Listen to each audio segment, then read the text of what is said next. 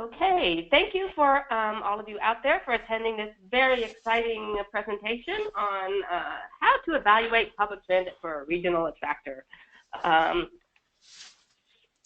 Yeah, this all came about because of our paper, but before we get into the paper, let me just tell you about today's presentation. There'll be there's 4 parts. Part 1 will be the introduction and background. Then I'll turn it over to Banu Kala, who will talk about our specific case study of the San Francisco 49ers football stadium. Then I will turn it over to Rick Lee, who will talk about the problems that we discovered in evaluating this case study and the problems with the current practice of evaluating public transit. And then I will conclude the presentation with some suggestions and questions about what our profession needs to do a better job. We're going to do another poll here. If you are given a land use plan, we're trying to ask if this is a common problem. You're given a land use plan or a project development site and asked, essentially, make this work. Let's see if everybody, seems like it's a common trait of engineers, is that we're just given a problem and asked, just solve it. We aren't necessarily trained to ask, is this the right thing to be doing? So we thought we would just start out with the question of if this is a problem that more than one of you have faced in the past.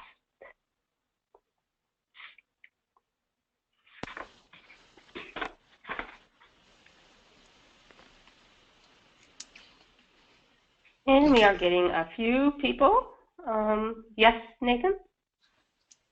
No, I was just saying I'm going to go ahead and close the poll now and show the results.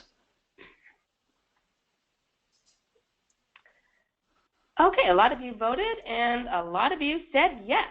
That's okay. I'm glad to see that. I don't know if I'm glad, but apparently it is not an uncommon problem. Just like, here's the plan, make it work. And in our paper, we had asked the question, what if we were asked to build a bridge across the Grand Canyon? I'm sure as civil engineers, we would think that's a great challenge and a good intellectually and technically, but is it a good idea?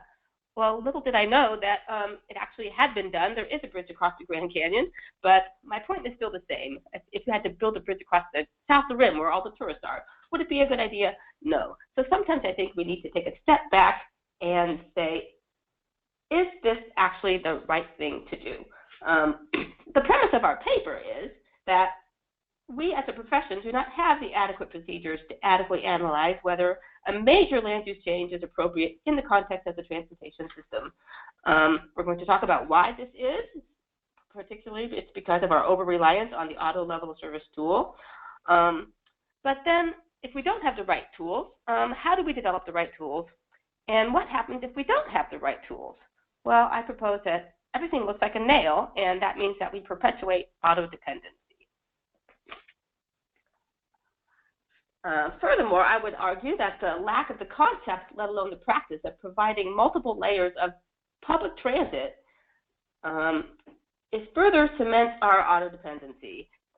This is a rail map of Frankfurt. I chose Frankfurt because it's just your average middle-sized German city. It has 700,000 people, not 7 million, but it's in a wealthy first world country with high car ownership.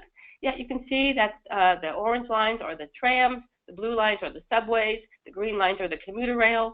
They have several layers of rail rapid transit, not just a series of slow 8-mile-per-hour buses. It's not us as transportation professionals to say that our cities could look like this. Who would it be? You may be asking yourself, why do our cities need to look like Frankfurt? But I would like to frame the debate this way. We need choices in our travel options. Why do we need choices? Well, I've come up with 7 reasons, and in the interest of time, I won't elaborate on each of these 7 reasons shown here. I'll just state what they are, and we can talk later about why these are the cases. I have a whole other presentation about how choices helps with auto congestion. It helps with our public health. It helps with others who don't drive, not just teenagers and the elderly, but the poor and other people who don't have access to automobiles. It helps with environmental impacts. It helps with costs to society, costs to your personal budget. Other choices are actually more efficient in many ways, time, space, and because of safety reasons. So I think our cities need transportation choices.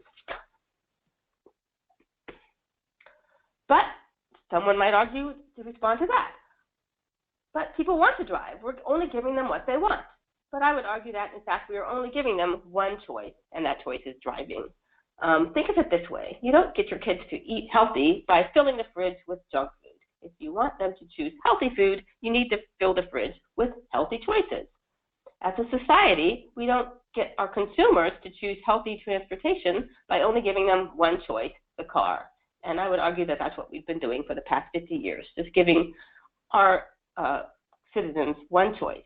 And an arterial with 8 lanes and no sidewalks or bike lanes and a bus that runs once an hour is not really giving our consumers a real transportation choice. So, of course, their choice is to drive. What are the consequences of all these unhealthy choices? Well, we all know the consequences of an unbalanced diet and an unhealthy diet. I won't bother reading these things on the left. But what are the consequences of an unhealthy transportation, an unbalanced transportation system? Well, we get what we have today. We have auto congestion, we have air pollution, we have climate change, greenhouse gases, serious problem of 20% fatality rate for pedestrians, and ironically, all those problems to the left can go right here too because of our sedentary mode of transportation.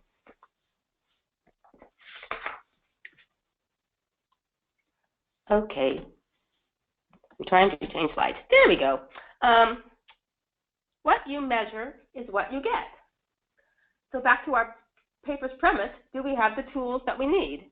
And since we're only measuring one thing, we don't. To credit Abraham Maslow, if the only tool you have is a hammer, you tend to see every problem as a nail. So what do we measure? We measure maintaining automobile level of service D. That's what we measure. So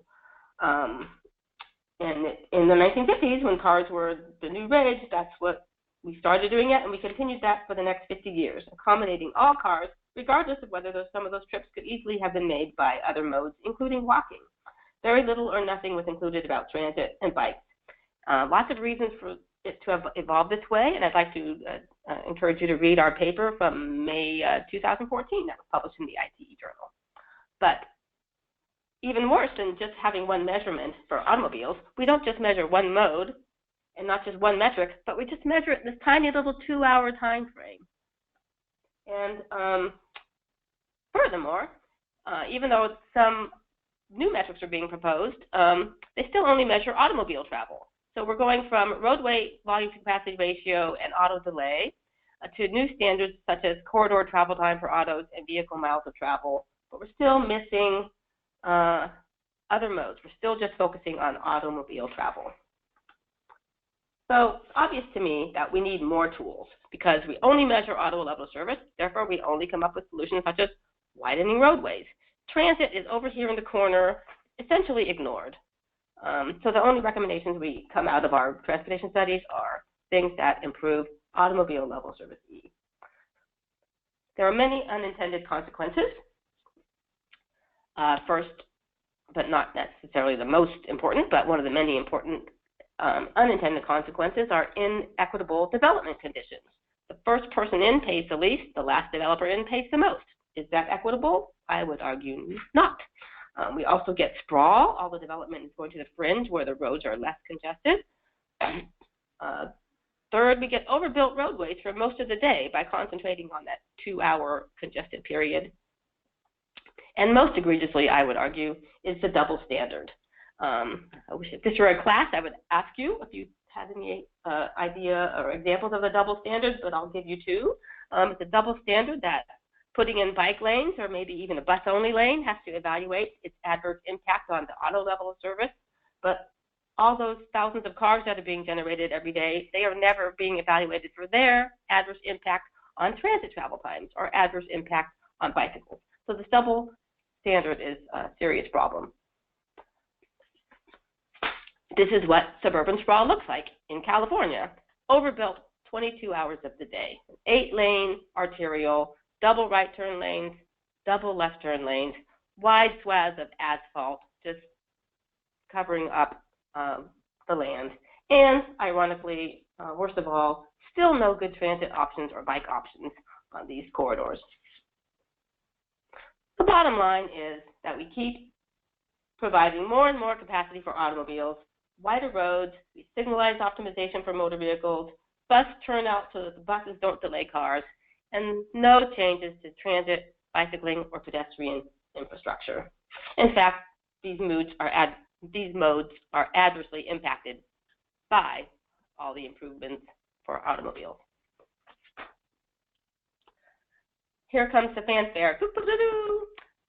Who's going to rescue us from this current situation?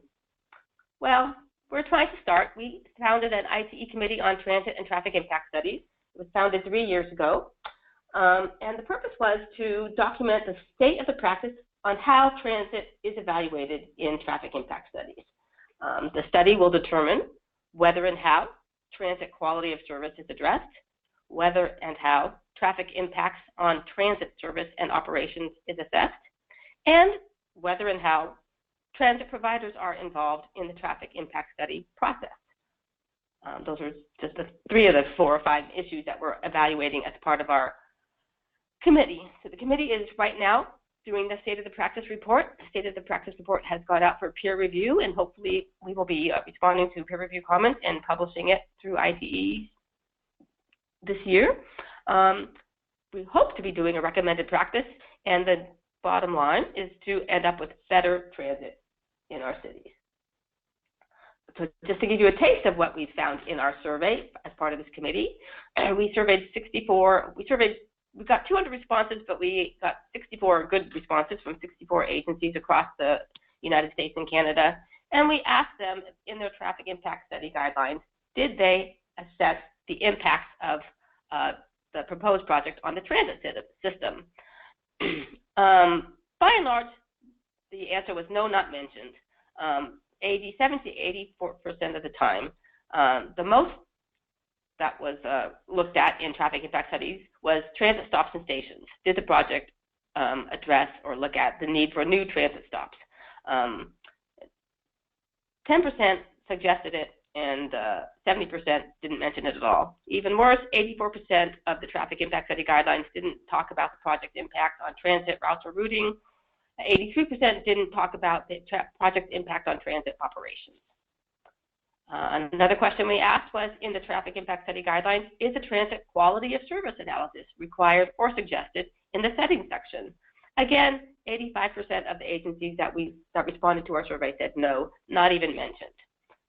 Surprisingly, I was surprised, 10% said it was required. Further analysis was that required, even though it said yes, we found that for the most part, the required analysis was far short of what it could be, but at least 10% of the agencies were trying to address it a little bit. So last question that I'll share with you is, does the traffic impact study require or suggest the evaluation of traffic impacts on transit operations? Again, the vast majority of agencies said no, 80%. Again, about 10% said that it was required. And again, when we looked further, it was far short of what it could be. So we do think there's a lot of improvement in our traffic impact study guidelines. So part of the tools in our toolbox that we need. So the purpose of our article, before we talk about this, let's have our poll. How many of you have read the article that was in the February issue of the ITE Journal?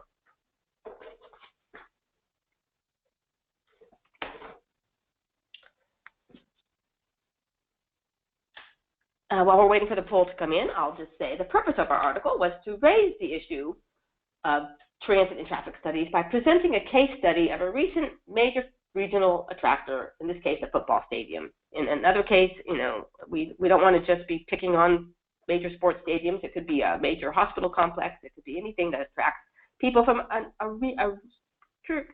clearly regional, 20 to 60 mile radius.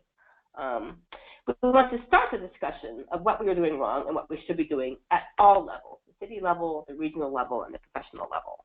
So sounds like most of you have not read our journal, our article, so you guys have some homework to do. Why does that go away? Let's put that back. So now that you know what your homework is, I'm going to turn it over to Banu talk about it now. That will help us, knowing that you haven't read it. We won't be boring you to pieces by repeating some of the stuff that we talked about in our article. So take it away, Banu.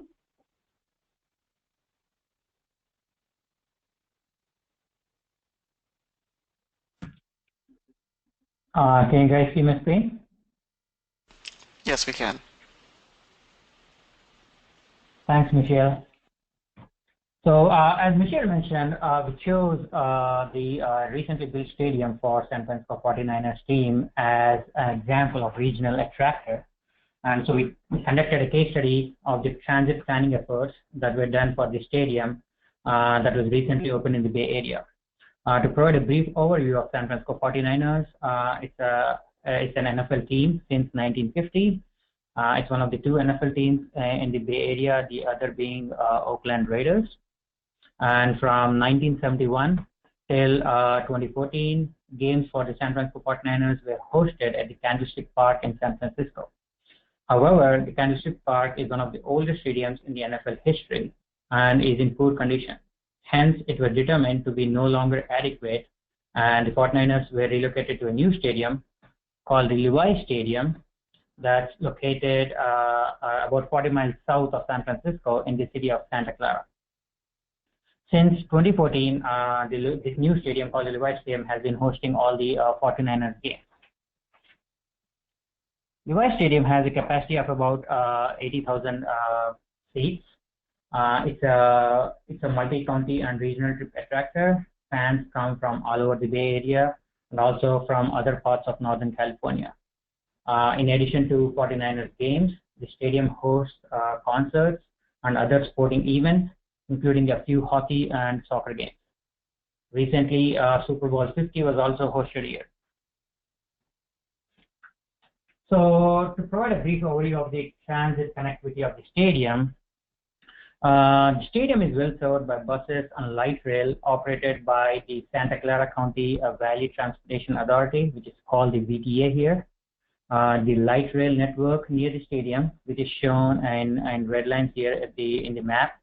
The closest light rail station is about a block away from the stadium. However, there are two limitations of these services that are provided by VTA.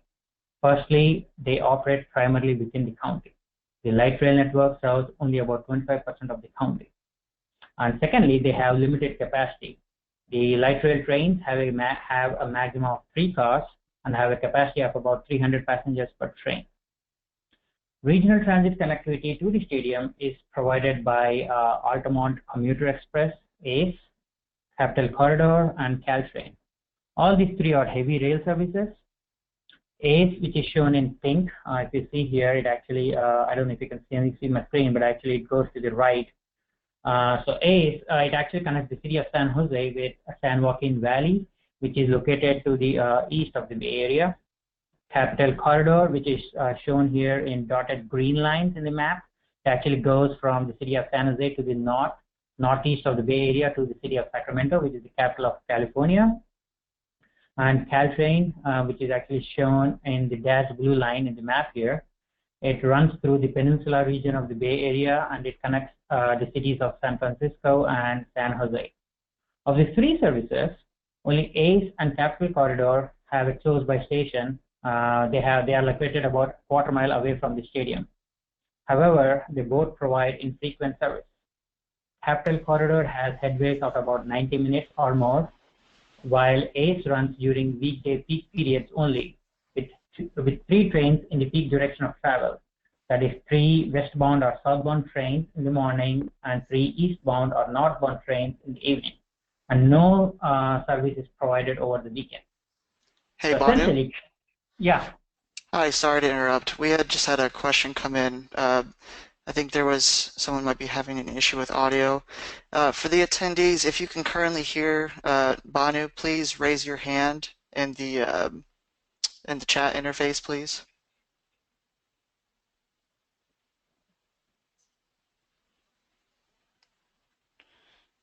Okay, I'm seeing hands go up. Okay, sorry, Banu, I didn't mean to interrupt. Just wanted to be sure we weren't having any issues. No worries. So is it all okay now? I think we are good now, yes. Thank you, everyone. Sure. So getting back, sorry about that. So what I was telling was of the three heavy rail services that connect or rather provide transit services to the stadium, only Caltrain has the greatest potential to serve the stadium. It has a higher train capacity of about 800 passengers per train. It provides frequent service, and also it provides longer service. It provides service till midnight and also over the weekend.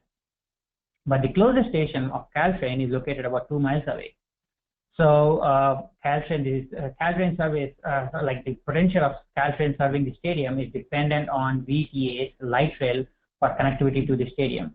And also the potential to serve, potential of Caltrain to serve the stadium is in turn limited by the capacity of the VTA's light rail, which is lower compared to the capacity of the Caltrain train.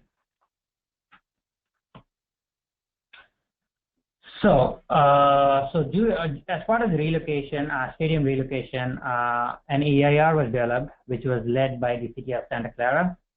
And as part of the EIR, a qualitative analysis of transit service was conducted.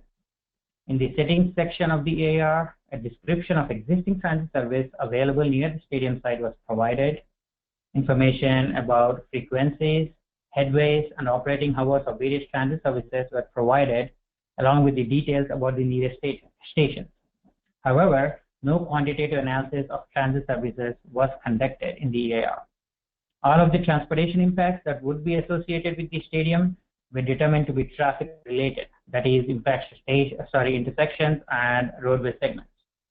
Since no quantitative analysis of transit services was performed, no transit related impacts were evaluated. Hence, no mitigation measures to handle the additional transit demand were developed. All of this despite the final EIR stating that a critical element in providing transit services to the stadium site will be the light rail operations. However, in the response to comment section, the final EIR stated that the city is prepared to work with the Valley Transportation Authority in evaluating the demand on light rail and bus systems and in preparing an analysis of operating conditions needed to support transit ridership, including an assessment of design and infrastructure needs of the system. Additionally, it was mentioned that the details of management of the complex transportation system for the stadium will be discussed in a transportation management and operations plan, which will be a mitigation measure required as a condition of approval of the project. It is important to note here that these were not reported in the transportation section of the EIR, but in the response to comment section, and they are not the mitigation measures identified as part of the EIR. Hence, they are not the financial responsibility of the project sponsor. Also, the preparation of the transportation management and operations plan is required, but not the implementation of its findings. Bottom line, the EIR was approved without knowing if and how the additional transit demand will be served. No quantitative analysis was done, despite being aware of the fact that transit will be important in serving the additional demand. No financial responsibilities for additional transit service needed during an event were identified as well.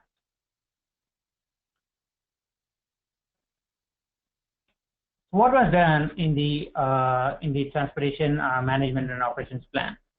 As part of the TMP, additional transit demand that would be associated with the stadium event was estimated. Also, options to accommodate those new transit trips were ventured, and recommendations to handle additional traffic during an event were developed, including provision of special trains. All of this analysis should have been part of the EIR. They should not have been part of a separate document. The mission of the Transportation Management and Operations Plan was to develop a plan to make it work.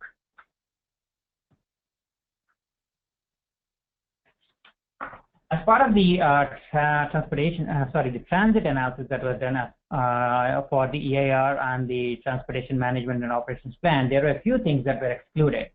Some of the important transit-related tasks that were actually excluded from the EIR and the TMP include the comparison of travel times by the mode of transportation. There was no comparison done, like how much time it will take to travel from the stadium to various origin points or destinations by different modes of transportation. Also, a transit quality of service manual exists, but was not used to evaluate the quality of existing transit service. nearby the stadium. Analysis of alternative sites for their ability to accommodate the expected project trips by the existing transit service was also not conducted.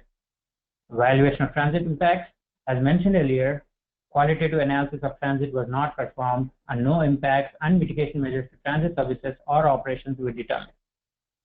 How much additional transit service would be required for an event and how much would it cost to actually provide them were never determined. No financial responsibility for providing additional transit services for an event was ever determined. So it's been almost like 2 or 2.5 years since the stadium opened. The stadium opened way back in 2014. So let's see what's actually currently happening during the game day. So currently we observe that additional service is being provided by multiple transit providers. VTA operates extra buses and light rail trains. It operates a special light rail line for the events at the stadium. Caltrain operates 2 extra trains before and after an event. ACE, the Altamont Commuter Express, operates an extra train before and after an event. Transit ridership is about 10,000 passengers per game, which is a lot than the one that was forecasted, and it has adverse impacts on transit operations and services. Since VTA Light Rail provides connectivity to Caltrain, huge demands to Caltrain and Light Rail are resulting in long queues for a light rail train, which has a small capacity of 300 passengers per train. So handling a demand of about 10,000 passengers, it's a lot for a single train of VTA. Even though ridership is high, due to the additional services provided for an event, VTA is losing money of about $750,000 for every event. All of this is taxpayers' money. Conclusion. So what exactly went wrong? Where in the chain of events did things go wrong that led to poor transit operations and revenue associated with the stadium events? First of all, transit analysis was not included in the EAR. It was done separately in the TMP, the Transportation Management and Operations Plan. Secondly, the EAR was approved without determining transit-related impacts. Potential issues to transit services were identified after the EAR was approved in the TMP. Costs that were the development of the TMP was mandated. However, as I mentioned earlier, its implementation was not mandated. The costs that are associated for providing additional transit service for an event were never calculated. The financial responsibility for providing additional transit services during an event were never determined, thereby resulting in the use of taxpayers' money to provide those additional services.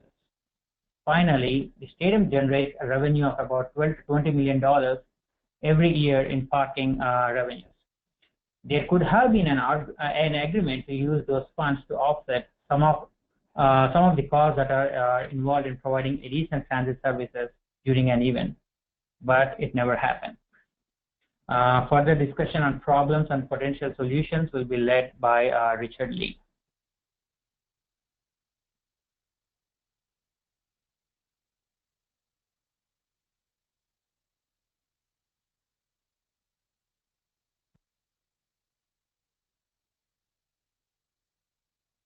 All right, thanks, Banu.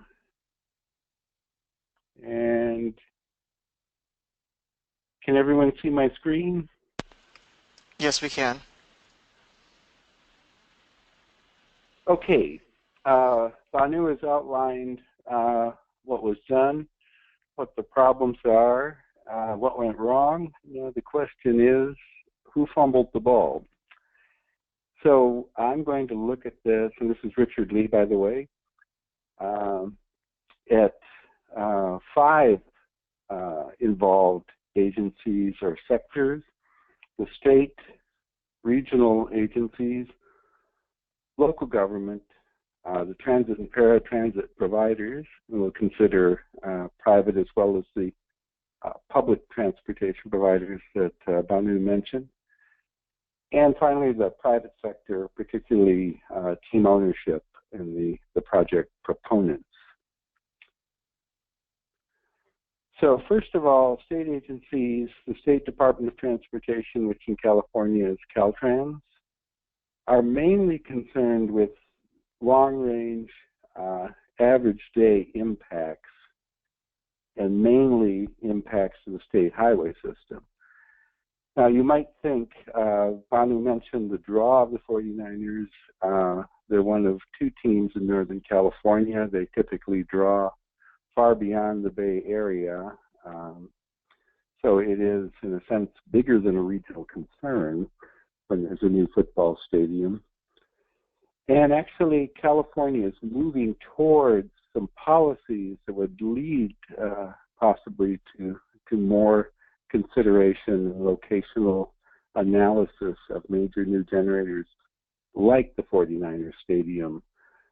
Back in 2010, there was a study done that resulted in a policy document that's getting a lot of play still called Smart Mobility 2010.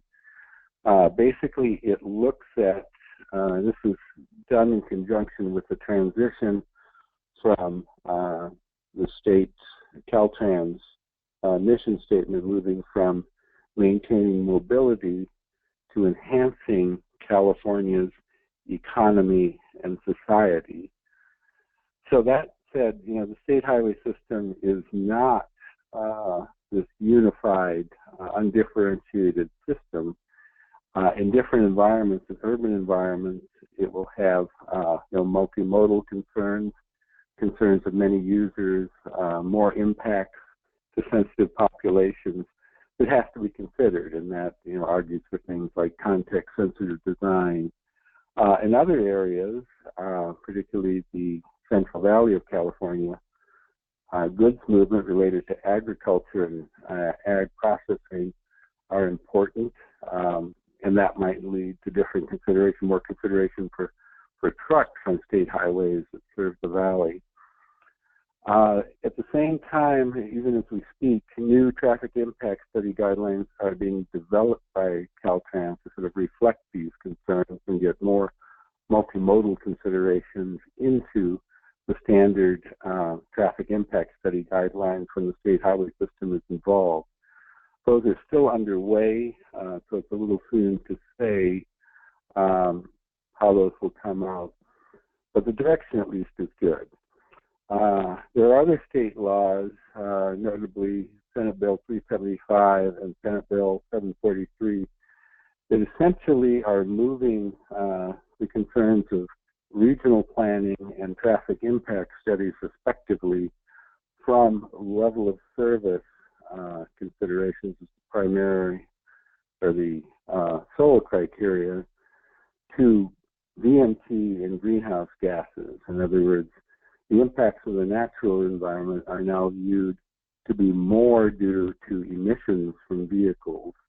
And while congestion might be important and can be reflected in local plans, whether they're general plans or transportation plans, from an environmental impact perspective, the new concern is greenhouse gases, which are a function of vehicle miles traveled.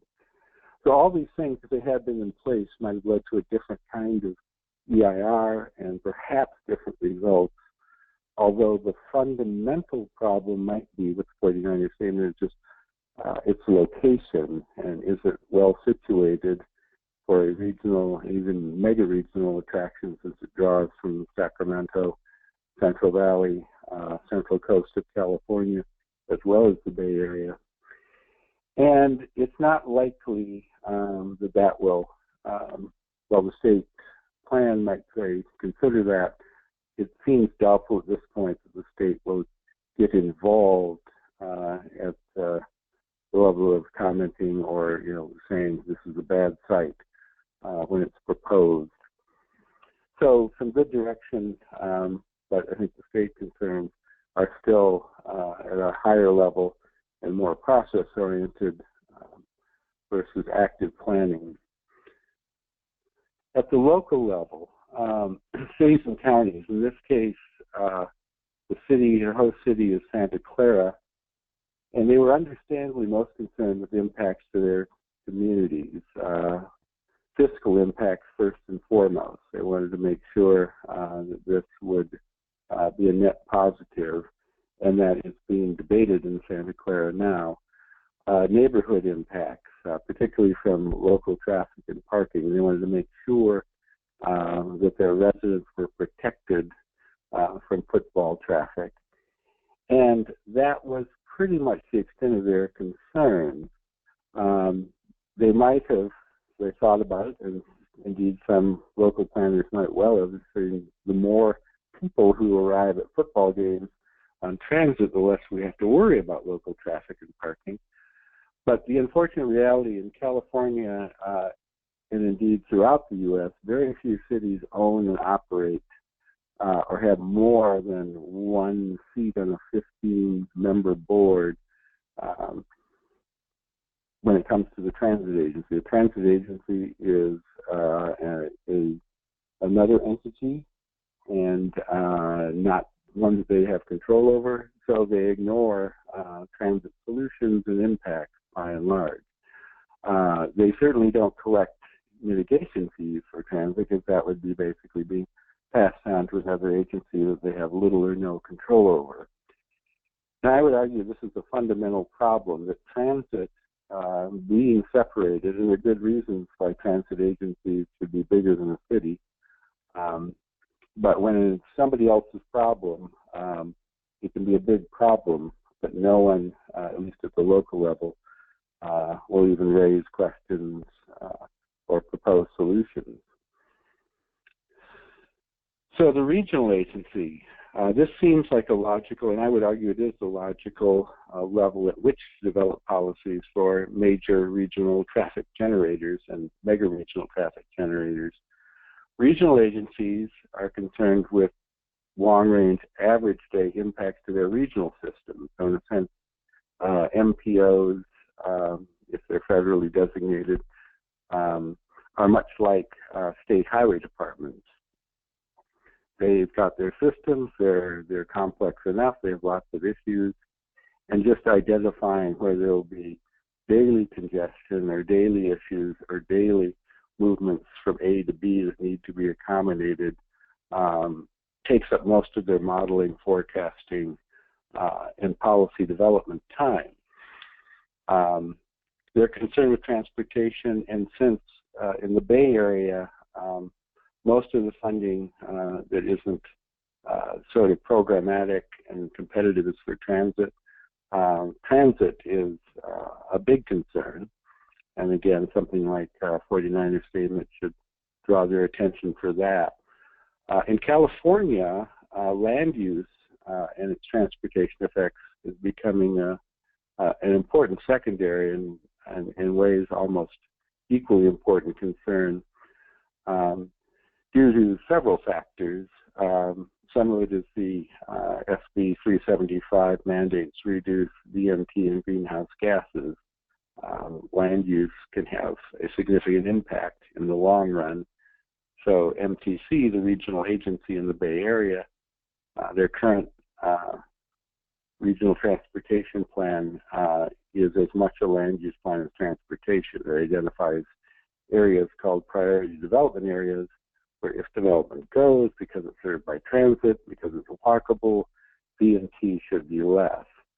But again, they're looking at sort of daily averages, so they consider density and mixed use of new development, infill development, and the like. But something like a stadium kind of falls off their radar.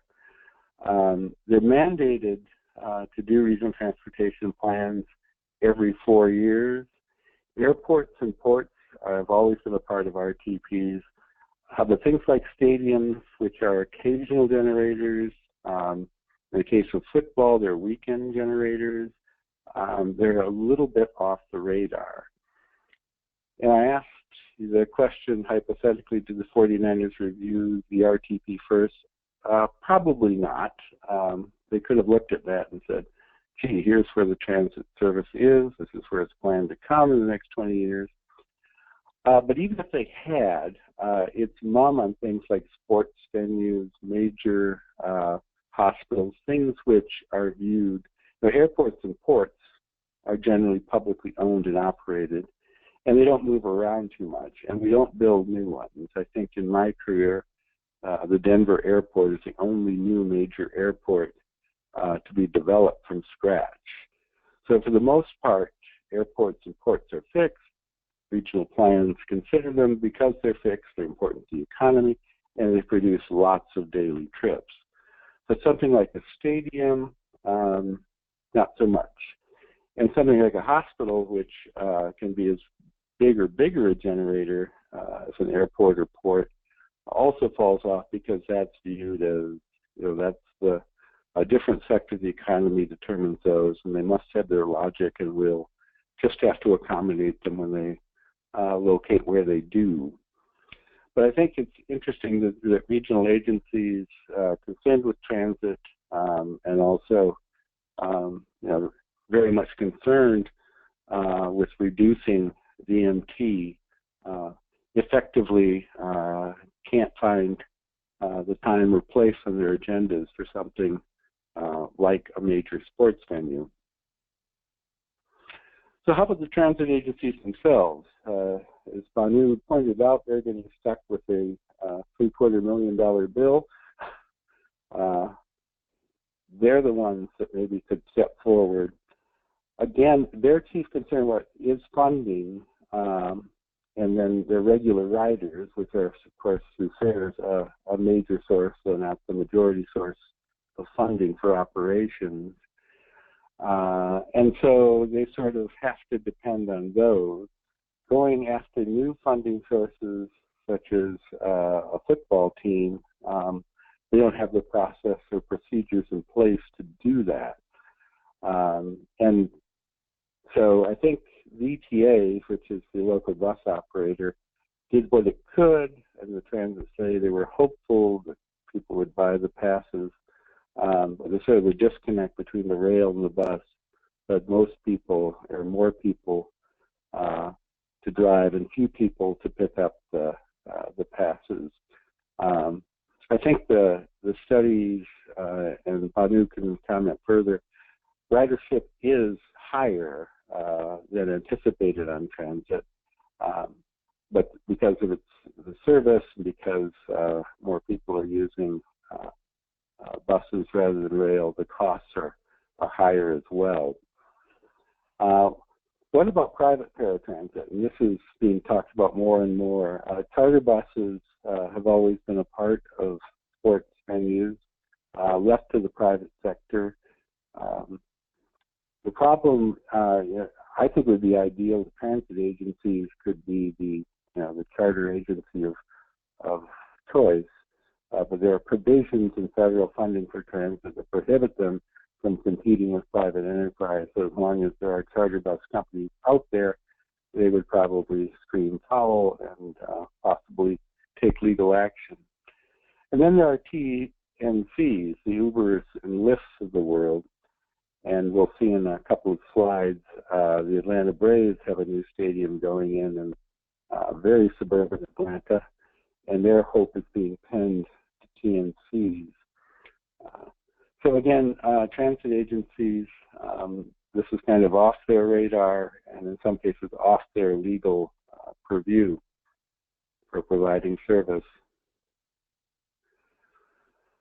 So let's take it back to the 49ers. And this was very much a team-led enterprise after negotiating with San Francisco and failing to come up with a new stadium or a new site. They turned south and found this site, which, if you look at Banu's map, there is rail transit nearby. It didn't look like the worst place, but they sort of failed to connect the last mile or two. From their perspective, public subsidies, if they can get them, or a cheap suburban site, it looks like it will be good for revenue. And the parking, which has been, a money maker, also is viewed as a source of revenue in the short run. But I think in the long run, and I think this is playing out already, if fans are frustrated by traffic, if the host cities are frustrated by traffic, if public transit finds it has to cut back to the cost of providing service, then profits and prestige are going to be hurt in the long run. And it's a little too soon to tell. I think their prestige has been more hurt by the fact that they've won, I think, 4 games since moving to the stadium in 2014. But they certainly are not making any friends from their transportation policies. So we thought we would take this is sort of beyond the article, but we posted on a couple of blogs, including the ITE community, a discussion and notice about the article, and got some interesting feedback from people about experience elsewhere. And I became aware of a 2007 ITE stadium study that had Thomas Larlin as one of the authors that looked primarily at baseball, in fact, exclusively at baseball. And I think 2006 was the last year they had data for. Found that the mode split varied from 0 to 24% for transit. And we don't have to do a poll, since I don't think we could put 30 sports teams up to on the poll. But guess who is 24%? It's been consistently high for as long as they've collected data. It's none other than the world champion Chicago Cubs. And I think that's less amazing than the fact that they're world champions. But there are several, including Dodger Stadium, which you'd think after 60 years would have specialized transit service, they still have essentially 0% transit mode splits. The Atlanta Braves, we mentioned, have a new suburban stadium coming in. The people who do walk score do transit score as well, and it comes out to a big fat 0. Their hopes are pinned on Uber. They're saying they've got a special deal so that people who attend the games, there'll be an Uber waiting area and you'll get Uber. I don't think that's going to help traffic too much because, you have drivers waiting. The parking will in effect be a little bit off-site for those people. But I think Atlanta will be an interesting one to watch. So they've got a 7 or 8% load split where they are south of downtown near Marta Station, and that will definitely drop. I spent a year teaching in Chapel Hill, 20 years ago, and it was interesting there. Chapel Hill Transit viewed the football games, which completely turned a town of 50,000 upside down when they happened, as a marketing opportunity. They provided the shuttle service free to the user and was viewed as a marketing opportunity for infrequent riders and taxpayers. That people who would never think of riding the bus would say, gee, these buses aren't so bad on football days. So I think that's interesting. But again, federal regulations impede specialized transit service. I also once taught at Cal Poly San Luis Obispo, which had one of the first student IDs as transit pass programs. And they used to always take one of the buses during freshman orientation week and ride the students around and say, this is the bus you can ride for free. They had to stop doing that and rent charter buses because that was viewed as misuse of federal funds. Minneapolis-St. Paul has now 2 light rail lines, including one that connects Minneapolis and St. Paul. And now light rail serves all 4 major league sports venues, and soon we can say 5. And in deference to our European presenter, Michelle, we will consider soccer a major league sport. And the mayor of St. Paul says that the light rail is absolutely key to getting that soccer stadium where it's going. So I think there's some good example, or a good example in the Twin Cities. And I think there are many benefits when stadiums are served by appropriately scaled mass transit.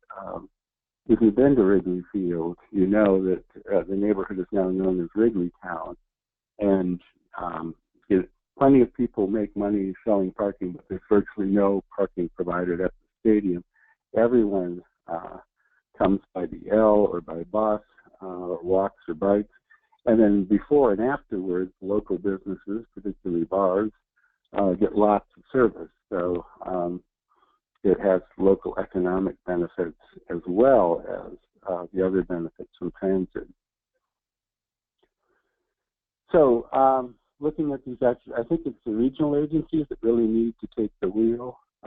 They do it for airports. They should also do it for regional medical campuses and stadiums, and probably in that order, because stadiums, it can be argued, football stadiums are weekend attractors and occasional uses, although, of course, every stadium tries to maximize use through booking rock concerts and whatnot. Baseball stadiums are a little different. Those 80 times a year, 90 times a year have 10 times the impact from their primary tenants. It should be done in conjunction with the RTP. These are long-range land uses, although Atlanta's replacing a 20-year-old stadium that's becoming, it seems like the life of stadiums is getting shorter. It's still a long-term consideration, and something like a stadium, really changes the shape of a region. Many other uses will start locating, so they can say near the stadium. Uses should be steered towards locations that are served by appropriately scaled mass transit. That just, if it's done right, it's good for the transit system and good for impacts to neighbors. But with that, we will see. I don't know of any reason that's taking the lead. I did a scan for stadiums, sports venues, and everything else we could think of in MTC's 2014 award-winning regional transportation plan, and got nary a mention on their website or in the plan itself. So regardless of what MPOs do, the profession should do more. So I'll turn it back over to Michelle for some advice on what the profession can do. Okay, I am here. I hope you can hear me now. Yes, we can, Michelle. Okay. Thank you, Rick and Banu and everybody, and hope everybody is still out there and not bored to tears. When I talk to everybody about what I'm talking about today, they're like, what? People are going to listen to that? And they said, yes, because it's fascinating, and it really does make a difference on where we go about everything, but we're particularly focusing on regional attractors. What does our profession need to do to consider transit analysis as seriously as we do roadways, particularly for if not regional attractors, then what would we need to talk about it? So I would like to suggest that we need to do two things. The first thing we need to do is change the way we think and talk about auto congestion. The way we talk. The level of service A to F scale is a misnomer. I think it's a misnomer for cars as well as a misnomer for transit. So I don't want to start saying we need a level of service A to F scale, because that's just a misnomer. And if you didn't see the article in the ITE Journal, I think it was August 2014, I would suggest you read it, because it's just not the right scale to be talking about. The second thing I think we need to do is change the way we think. The system is not failing when there is auto congestion. Auto congestion means there's a thriving economy. When the traffic got better in the Bay Area, it was when there was a big that recession. When traffic gets worse, it's because everyone has a job and going to work. Congestion and level of service F does not mean that there is a need for more roadways. To me, it indicates that there's a need for more and better public transit. See what they've done in Germany as an example. Studies must measure transit, bikes, and pedestrians as seriously as they do automobiles. The second thing we need to do as a profession is to develop our toolbox. If all you have is a hammer, everything looks like a nail. To do some more metaphors, if you do what you've always done, you get what you've always gotten, which is what we've been doing for the last 50 years. More roads, more autos, more traffic congestion. And of course, there's the famous Albert Einstein quote, insanity is doing the same thing over and over and expecting a different result. Well, building more and more roads does not do anything different than give us more auto congestion. So we need to develop our toolbox. So I'd like to spend the rest of the presentation today talking about what needs to be in our toolbox. I would say the toolbox needs at least two things. The first thing we need is some sort of metric. We need a metric that we can use to measure and evaluate our transit system the way we evaluate our roadways. And so, just to throw it out there, a suggestion would be a methodology to assess what constitutes poor, fair, good, and excellent public transit. And again, not just any, and furthermore, for the various modes of transit. Local bus would be different from the LRT, BRT, would be different from a metro subway situation, which would be different from suburban commuter rail. That also needs to be different for land use context. What constitutes good, fair, poor, excellent transit in New York City is not the same as what constitutes good, fair, poor, excellent transit in Iowa. And also there's various times of the day. We need to stop considering that we only have one tool and we need to give ourselves different tools. So let's talk about the Transit Capacity and Quality of Service Manual. It's a start. At the very least, it exists and it's hardly ever being referenced in our traffic impact study guidelines or in our traffic impact studies. It has the following quality of service measurements. They have it in two categories: service availability, where the routes are, the time of service and the headways, the capacity, and comfort and convenience. They have travel time and average speed here under comfort and convenience, which I'll mention later, and I think it's part of the problem with this manual. But what are its limitations? It's not designed for use in traffic impact studies. So, I mean, it exists. I think we should be referencing it, but I think we need to do more in a recommended practice. Again, travel time is considered comfort and convenience instead of the deal breaker that it really is when it comes to choosing whether or not you're going to take transit.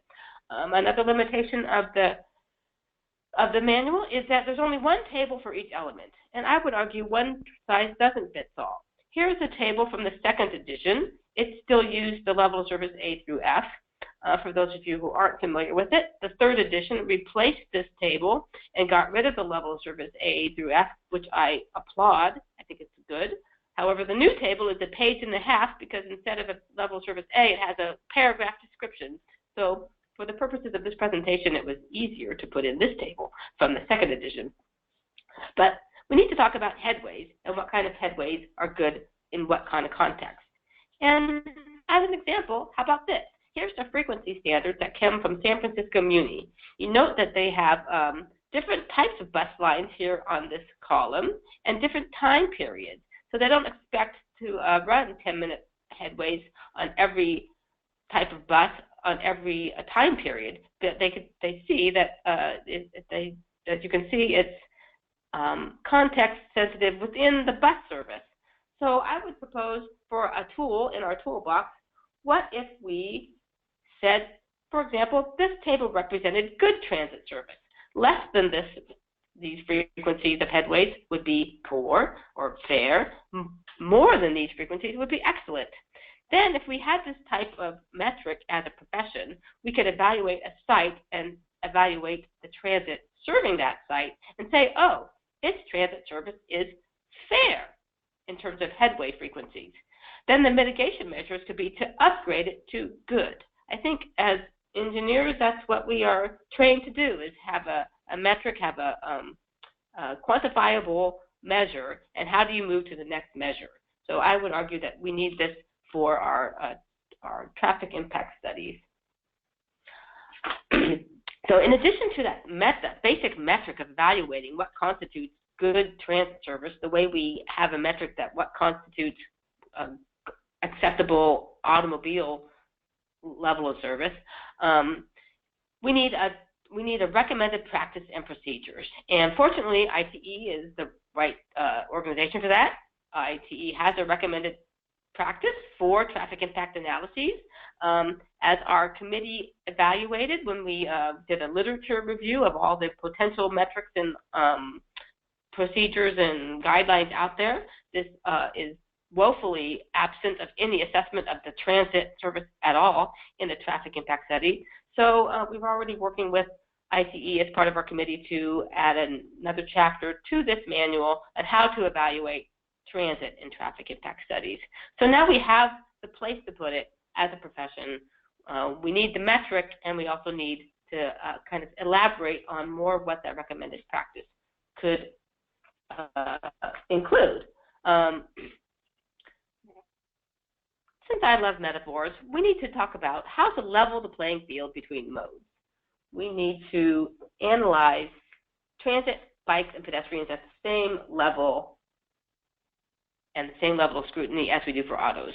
We need to analyze the impact of auto traffic on other modes, not vice versa, and we need to analyze ways to improve the mobility of these other modes. So what would our recommended practice include? Well, just for the sake of argument, we've identified 6 issues, which I'll try to cover in the next 10 minutes so that we can have time for questions.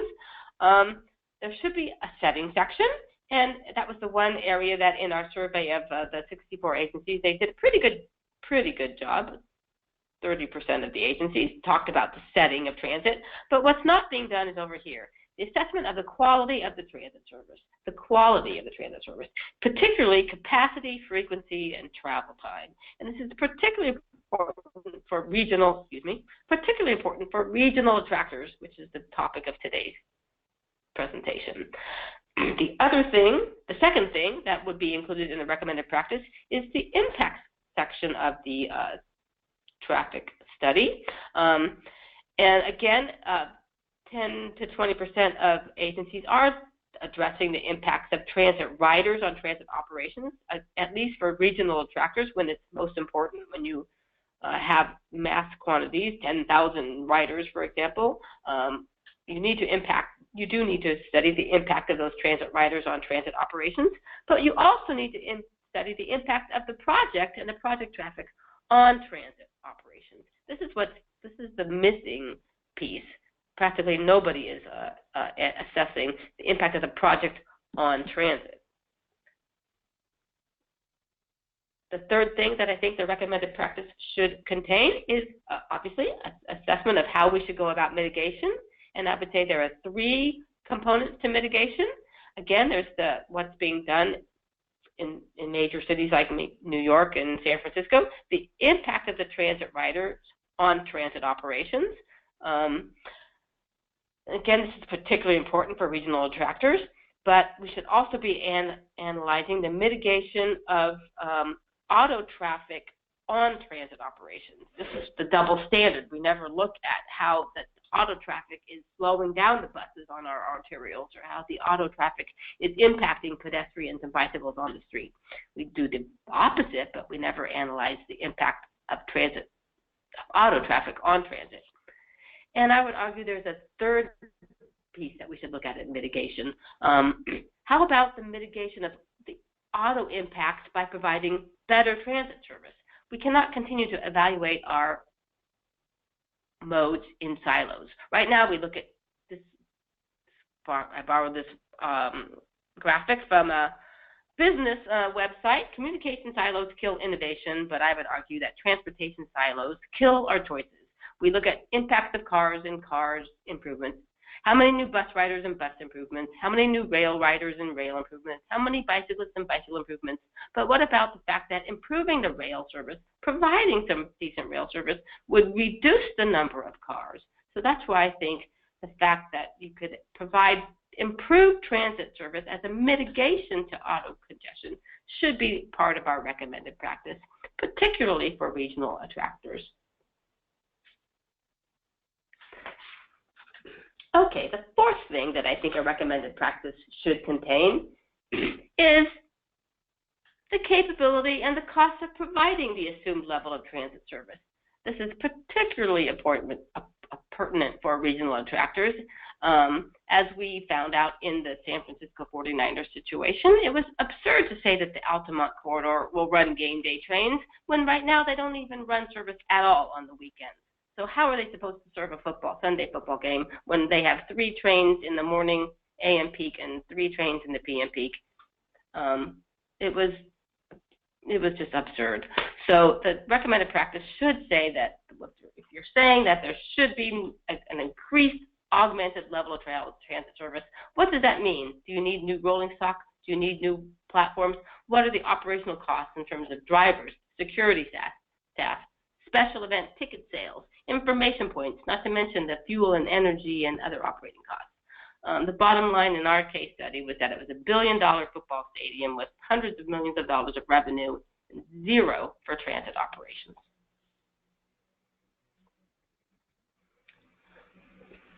The fifth thing that I think that recommended practice should include is that there should be some specific guidance for how we should evaluate project site alternatives, especially for regional attractors. So you can see here, here's the San Francisco Bay Area and its rail transit. Here's the stadium over here. This is the Caltrain line, the presumably most logical major rail service that could provide the capacity that could serve this site. Did they evaluate it? You know, just I picked random spots on the map. How about analyzing how a stadium here could accommodate 80,000 passengers versus a stadium here, versus a stadium here, versus a stadium here. So I would argue that there should be a serious analysis to the project site, compare the capacity of transit to the site, the capability to provide service at the times needed, i.e. weekends, evenings, and a travel time comparison for the different sites. The sixth thing would be involving the transit operator. We found that hardly any agencies in their traffic impact study guidelines even talk to the transit operator. So in the interest of time, I won't read this list, but if you're talking about a transit operator providing services, it would be behoove you to talk to the transit operator about what their take is on the mode split, on the assignment of the transit trips, the feasibility and cost to provide that service, and the mitigation to provide that service. Some holistic measures, and by holistic I mean the non-silo metrics. I would like to see a traffic study that looked at the capacity to serve a site, looked at the capacity of all the traffic lanes that serve the site, and the capacity of the transit that serve the site. And you might find that, oh gosh, you've got a capacity of 12,000 cars in terms of the highways and arterials and freeways that serve a site, 12,000 cars per hour, and then you got a bus that runs every 15 minutes. It's like 100, let's say 400 passengers per hour. What about mitigations to up the capacity of the transit service? No wonder everyone's choosing to drive, because the auto capacity serving a site is 12,000 persons per hour, and the transit capacity serving the site is 300 persons per hour. So there's a disparity here. We could have some mitigation measures to improve capacity. And the same thing could be done with travel time. And speaking of travel time, sometimes the transit agencies actually have the data that you need to analyze travel time. Here, San Francisco's congestion management plan looks at the travel time, and it compares the auto to the transit speed ratio on various transit lines. And if you have that information, that would be great to put right into the traffic impact study. If you don't, I would argue that maybe your regional agency could collect the auto transit speed ratio and how to reduce that. Instead of it being 3.3 to 1, get it to, try to get the transit to auto travel time to transit travel time to be closer to a 1-to-1 ratio. In conclusion, I would argue that the 21st century way of thinking are the following. The system is not failing when there is auto congestion. Congestion indicates that more and better public transit is needed, as well as more and better bikeways and walkways. Studies must measure transit, bikes, and pedestrians as seriously as automobiles, and we can start by assessing transit travel times and capacity transit capacity to project sites. Okay, which comes first? This is our dilemma. Do we provide good public transit, or do we cite major projects that depend on good public transit? It's the constant dilemma. Which comes first, the chicken or the egg? Clearly, land use and transit network must be developed concurrently. This begs the question. I have a poll for you. How many regions, well, first of all, how many regions have a long-range transit plan of 35 years or more? The reason I ask this question is because I would argue that how many of you have built and planned your interstate systems? And the answer is all. The interstate system costs $425 billion and it took 35 years to complete. So hence it asks the question, do you have a 35-year plan for your long-range transit plan. Rail transit does take a long time to implement, so 5 years, 10 years is not going to get our cities to look like Frankfurt.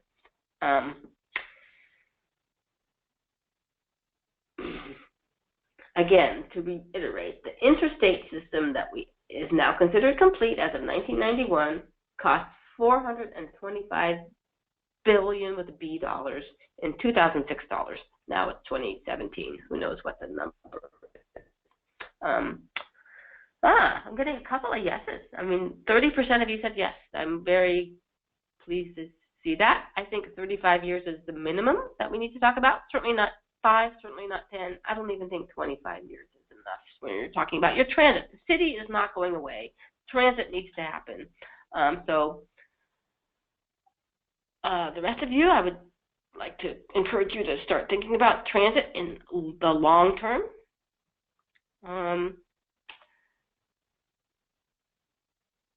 Because, again, I will ask, why don't our cities look like Frankfurt with light rail and subways and suburban rail? If it's not us as transportation professionals to plan it, who will?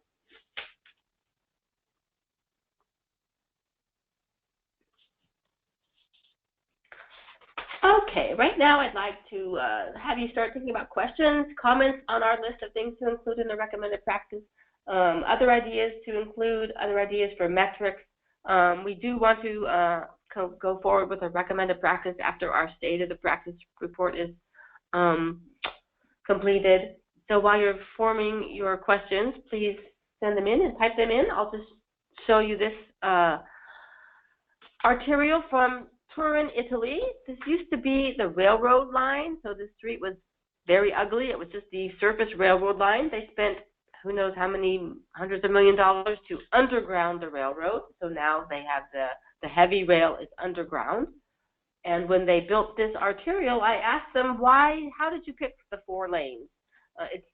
It's okay, Turin is a very car-oriented city. You can see they have 1, 2, 3, 4, 5 lanes of parking, but they only have 4 travel lanes. And I asked them, how did you decide on 4 travel lanes? And they just looked at me blankly and said, well, 4 lanes on an arterial is enough. Why would you need any more than 4 lanes? Because they have the light rail, they have the heavy rail underground, and they have the metro underground. So 3 levels of rail in Torino. So thank you very much for your attention. I hope we have time for some good questions, and turn it over to you, Nathan. Great, thank you, Michelle. We do actually have a few questions that have come in. One was essentially from I believe the beginning of this part 4, and it says, I'm not sure about MPOs or if they can make policies that are implementable at this level of the topic. Typically, FDOT can suggest goals, objectives, and policies to local governments to amend their comp plans or adopted plans, unless the policy is used loosely. So it's somewhat of a question, somewhat of a statement. And like I was saying, this looks to be more towards the beginning of part 4. Yeah, I guess I don't understand the question, but thank you for the comment. And possibly relates to part 3. And it's true, Los Angeles, which has been seeking an NFL team for decades and now has one again. Every city from 1,000 to 4 million put forward plans. So what I recommend is what in general and comprehensive plans is called a floating zone, where you identify conditions that should be met for a major regional generator, such as having transit, and then that will shape the MPO's recommendation. Because you can't, think of every possible site. Who knows? Someone could come up with a floating stadium. But I think the key, we know, and one measure from the 2007 IT study was they compared the ratio of daily transit use to stadium access. And for example, the Chicago Cubs, it's 2 to 1. Chicago has a 12% mode split. on an average day, and it's 24%. Atlanta, it's more like 10% transit, and they're going to be going to close to zero. So that would be in the wrong direction. I appreciate. Great, thank you, Richard. We have another question, and it says, you still say traffic impact study, but shouldn't this be a transit impact study? The problem I see is the rational nexus and the ability to affect a transit quality level of service. Is it a pay and go with the expectation that the local government will collect money until it can make a contribution to a transit agency?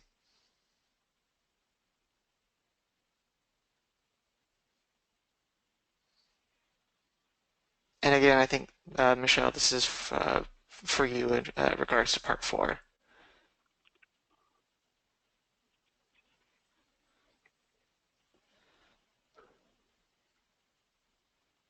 Michelle, you might be muted.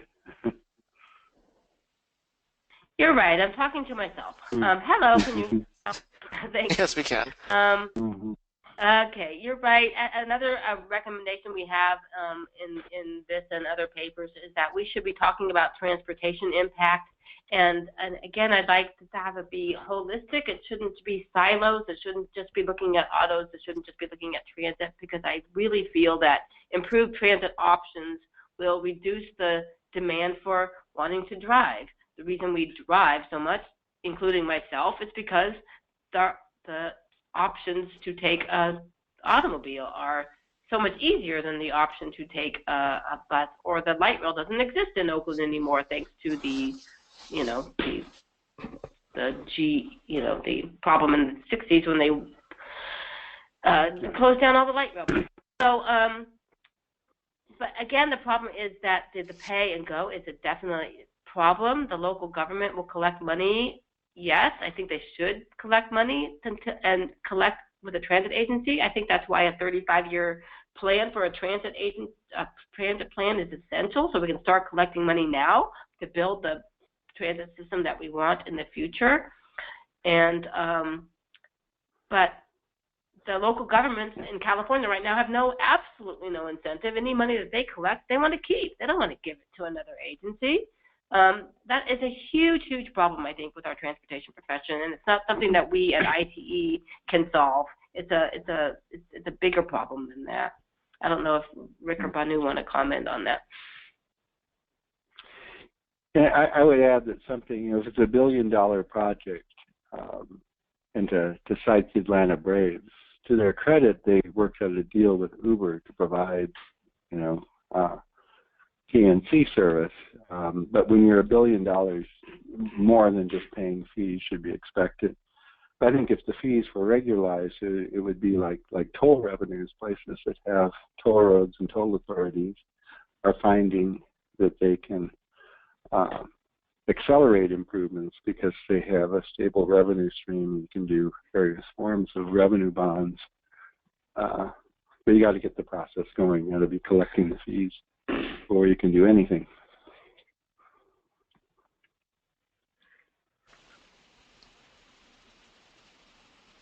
Great.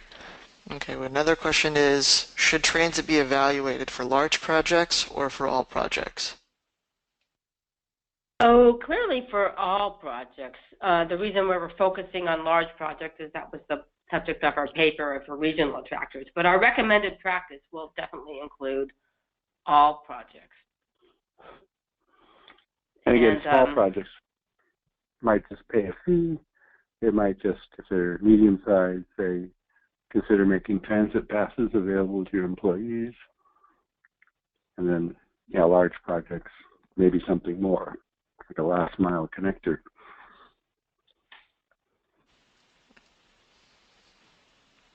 Okay. And the last question we have right now is, on one side you are recommending public transit service, and on the other side you talk about paid parking. If the idea is to discourage auto use after providing paid parking, would it be good to discourage auto use rather than generation of revenue? What do you think? Or are you recommending free parking, which is to encourage auto use? We're not recommending free parking because there is no free parking. Someone always pays for it.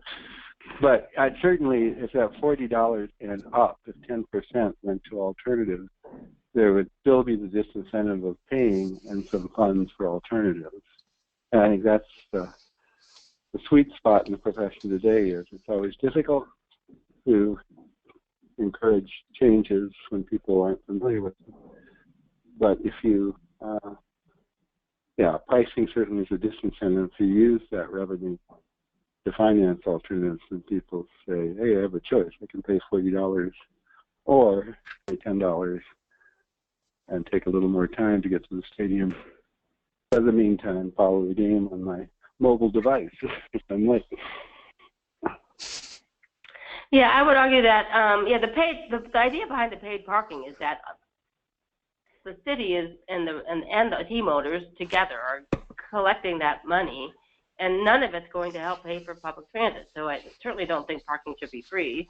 I think they're basically gouging the people that drive, and who's benefiting. And if you read our article, you'll see that the city made sure that the team owners gave them money to pay for the extra police that the city had to provide, because the City of Santa Clara Police Department is paid for from the City of Santa Clara funds. So they made sure that they got money to pay for the extra police overtime that they needed, but they didn't give a hoot about all the extra overtime that the transit agency needed to provide on game days to provide the transit service. And we're just brought up the parking as, well, how are they going to pay for it? Well, that's one obvious place to pay for it. It's all the parking revenue that they have.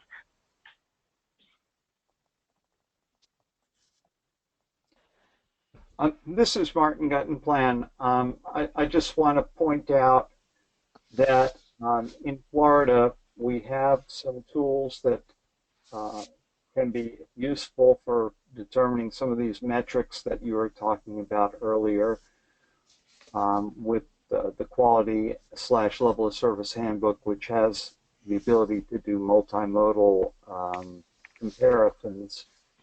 And the other thing is our traffic site impact handbook begins to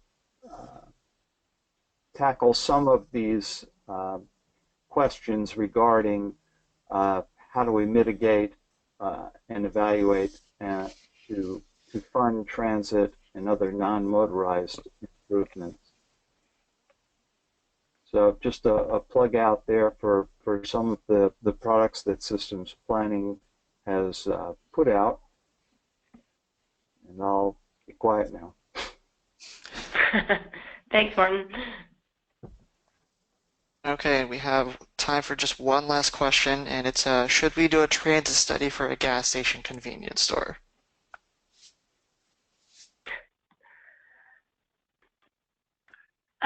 Well, Matt, might be something that we need to hash out in our recommended practice. Do we need to do it for a gas station convenience store? Probably not. Do we need to do it for a regional attractor? Definitely yes. I think that's exactly the kind of thing that illustrates why the profession, we practicing on the ground traffic engineers, need some professional guidance.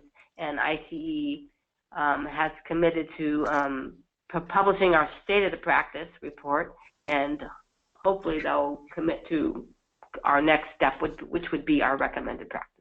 This is Gary Sokolow, and this is an issue that we have been studying for a while, especially these small gas stations and small commercial properties that are along bus routes and along heavily used or even lightly used sidewalks.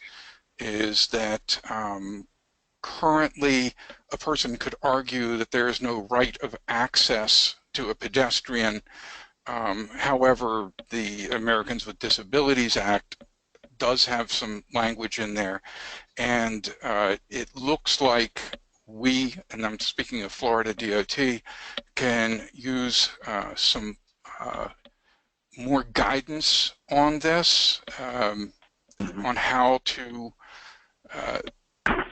get people from the bus stop to the convenience market without having to go over a wall like we've seen in a few places.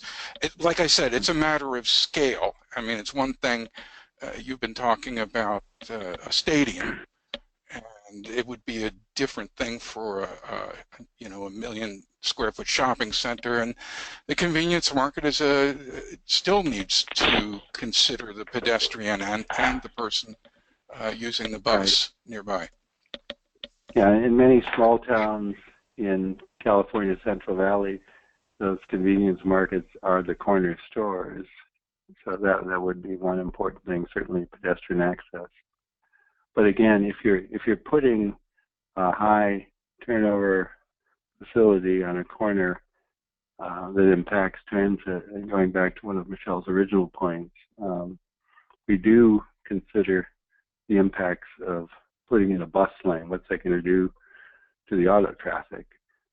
We don't consider what an auto-oriented use does to the transit operation. If it takes away a safe, convenient bus stop, that's an impact that should be considered. And I think everyone should pay multimodal fees because that keeps the whole system working well for all users.